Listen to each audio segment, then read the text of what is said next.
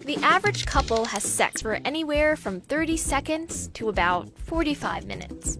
Now, 45 minutes sounds long, until you consider the brown antechinus.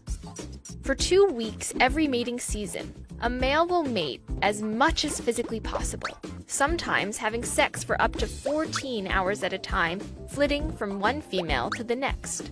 And all that testosterone revs up his stress hormone production into overdrive. That, in turn, crashes his immune system, making him extremely vulnerable to disease and infection.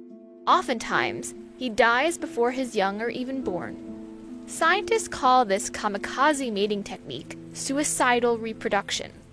It turns out that for many species, sex kills. Take the male honeybee. His primary job? Mate with the queen. But sadly for him, he only gets to mate once. Because during the act, his reproductive organs are ripped off, and his testicles explode. In the process, his semen shoots through her oviduct, where she stores it for later use. Hey, at least it's a quick death, especially compared to some deep-sea anglerfish. Like the triple-wart sea devil. This one's a female. And you see that tiny parasite on her side? That's the male. It would be like if a human male only came up to a woman's ankle. Instead of hunting for his own food, the male bites into the female, fusing his body with hers and living off the nutrients in her blood. In return, he provides the one thing he has to offer: sperm. But there's a catch. In the process, his body shrivels up. He loses his eyes, fins, and most internal organs, until, ultimately, he becomes just a portable sperm bank for the female. Fortunately, not all males have it that rough.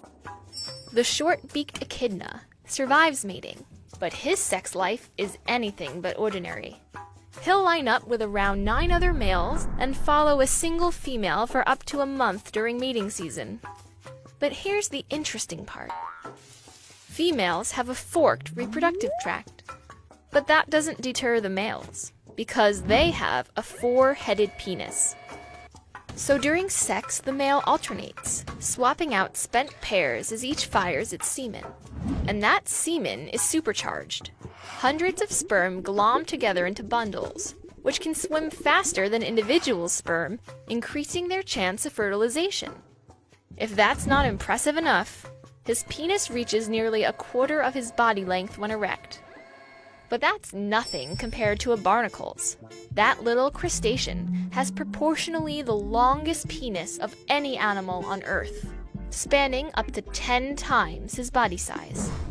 That's like humans reaching the length of a bowling lane. And the barnacle needs it, because he can't move around very easily. So he casts out his giant penis like a fishing line to find a mate. It waves about in the current, reaching to touch and fertilize the female organs of its neighbor. Bee or barnacle, reproduction finds creative ways to continue on.